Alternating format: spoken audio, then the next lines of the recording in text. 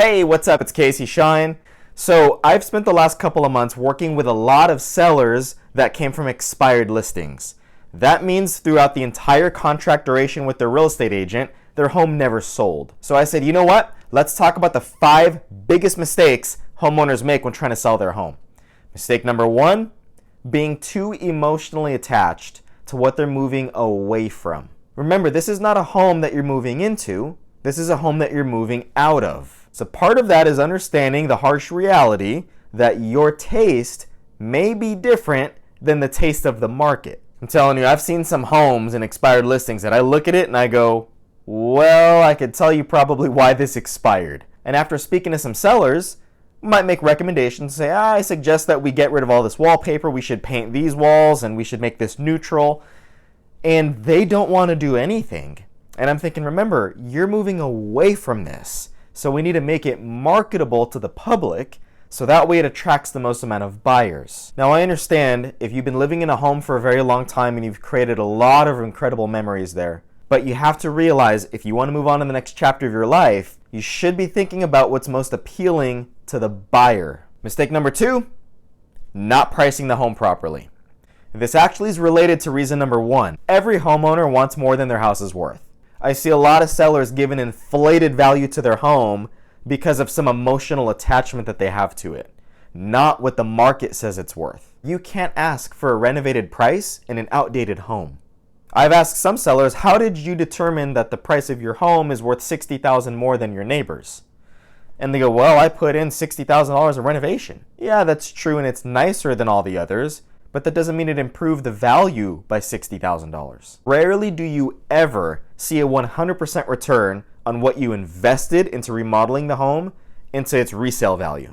As a matter of fact, keep an eye out for a future video where I talk about the best cost to value renovations in your home. Because here's what happens. If your home is overpriced, buyers start to think, if I'm going to pay this much for a home, I'd rather be living in a different neighborhood. So you got to be realistic to the market. At the end of the day, there's 3 ways to price a home.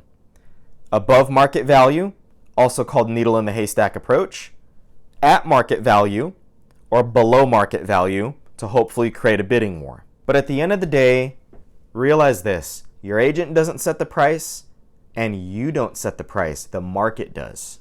There's a homeowner I was speaking with, tried selling his home for $1.7 million. All the homes in his area were selling for about $1 million. There were 2 that sold for 1.5 that were brand new construction. If a buyer is going to pay 1.7 million for a home, more than likely they're going to be looking in a totally different neighborhood. So I asked that homeowner how many showings he had. He said not one person came to see the home in 6 months. And understand, when your home is overpriced, it sits on the market longer. When it sits on the market longer and the days on market start to accumulate, buyers start to think, what's wrong with the home? It starts to get stigmatized. Mistake number 3, not understanding the psychology of the buyer. Understand that the sale is ultimately an emotional decision for the buyer and not a financial one. That means your home must show at its very best. One of the biggest reasons homes are not selling in today's market is it's not capturing the emotion of the buyers. Remember, when your buyer goes through your home, they need to have a certain type of experience. The experience has to say, wow, I can totally see myself living here and raising my family here. Or maybe if they don't have kids, it's got to say, this feels like the place that I could relax and enjoy myself. Now, it's kind of funny because I just talked about how not pricing the home properly is one of the biggest mistakes sellers make, which is a financial point. It's true your home needs to be priced properly to even get people to want to look at it. Now, when they do look at it, does it create the right type of experience? Mistake number 4, not making access for showings easy. The ideal scenario is the home is vacant and it can be shown at all hours of the day. Remember, if they can't see your home, they're not going to buy it. And if you made it emotionally powerful, but people can't experience that emotion, you're dead in the water. And you should be out of the house. It's kind of awkward when I'm taking buyers through a house and the homeowners are there. It makes everybody uncomfortable because they don't want to talk about their real thoughts. They don't know how to feel. They feel like they're intruding. So be out of the house, make access for showings easy, and try to have it vacant if it's able to be vacant. And mistake number 5, choosing a real estate agent based on relationship or discount versus competence. Now, this is kind of a tough one because some people go, I don't want to offend this person that I know. Right, but you're going to offend them if you have to fire them. Remember, sometimes the one you hire is the one you also have to fire. I'd rather pick the agent that could sell my home than the discount agent with the discount results. Now, I understand commission is an important factor, but it's not and should not be more important than the competence of the person selling the home. Doesn't matter if you got the deal of a lifetime if they can't sell your home. I'll tell you this, if you're only interested in saving money, if your realtor cannot sell your home, you'll save all your money. You're not going to have to pay anything because it's not going to sell. What if you didn't get the best discount with your agent, but they were able to sell it much higher than your asking price? And think about this.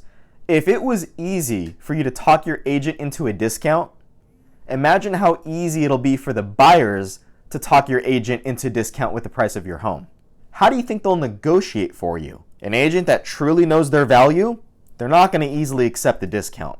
Remember, you get what you pay for. Now, quick plug-in, I do have to say, there is something that we do that no other agent is willing to do that gets us a lot of success in selling so many homes. So if you want to sell your home or if you have had thoughts, give me a call. I'd love to chat with you about it, see if we're a good fit for you. Maybe we are, maybe we're not.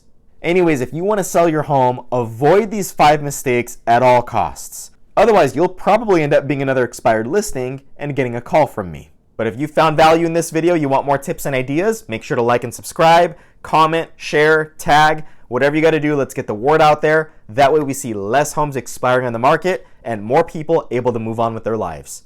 Thanks, and I'll see you at the next video.